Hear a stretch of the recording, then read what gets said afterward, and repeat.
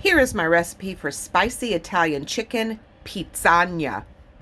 Okay, so I'm taking some boneless, skinless chicken breasts, and I'm going to show you how to pound them out. I've got a plastic bag, the chicken breast, a mallet, but I'm going to use the soft side of the mallet, or the flat, not the bumpy side. And I'm going to start with the lobe, the larger part of the chicken breast. And this is really good. You've got a lot of frustration. Oh yeah, get that anger out. Oh yeah, Anger. Yeah. Get it all flat. Okay. yeah. So see how much bigger that is? That's a little. I got a couple more little spots right there. All right. And then you just do that for each chicken breast. Okay.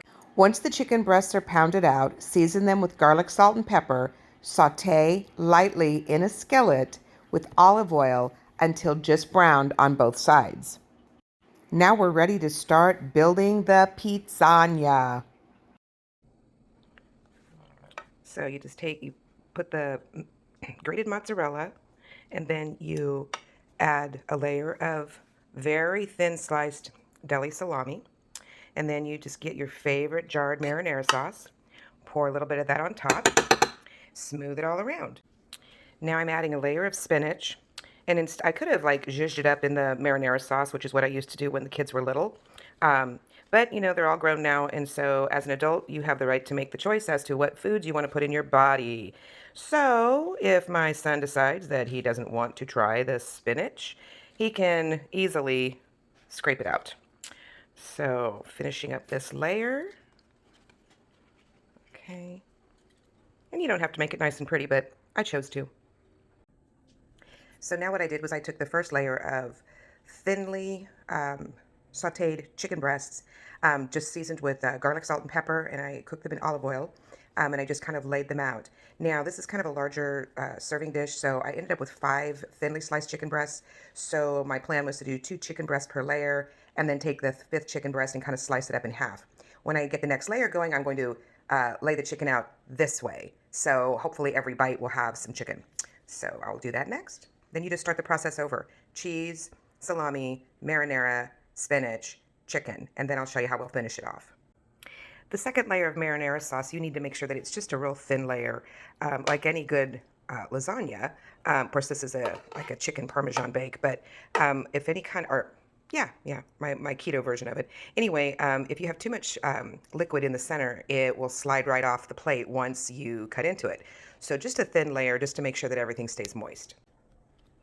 So I also told you that I was leaving the spinach whole, but you know, I'm cross-hatching it just like I'm cross-hatching the chicken because, well, you know, that little sneaky mom side of me thinks that maybe it'll be just too difficult to try and get all of the spinach out.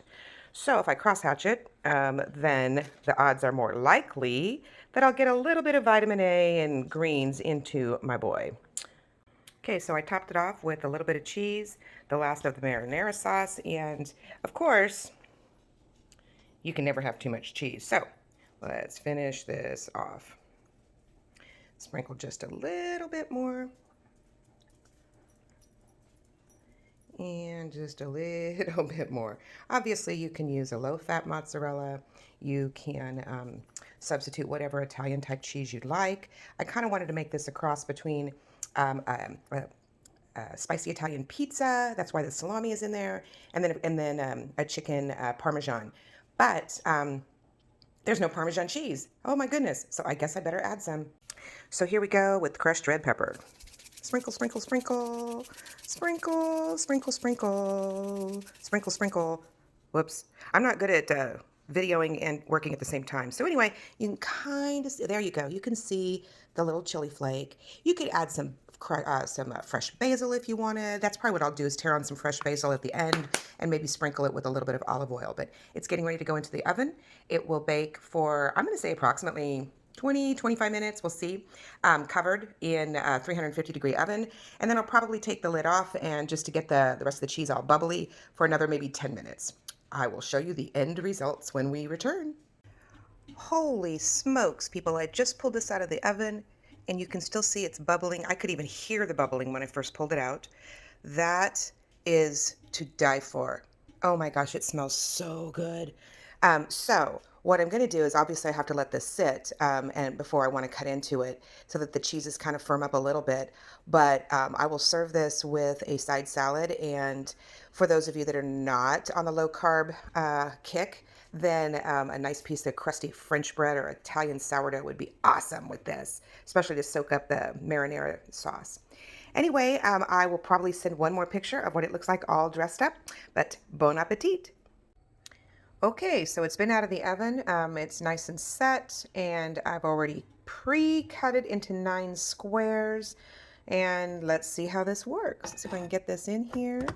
I want to just double check, make sure I'm getting the whole piece in here.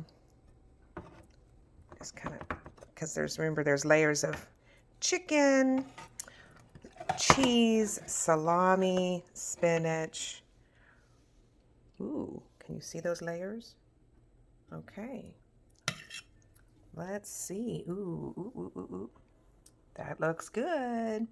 See, you can see how I missed a little bit of some salami there, but that's okay.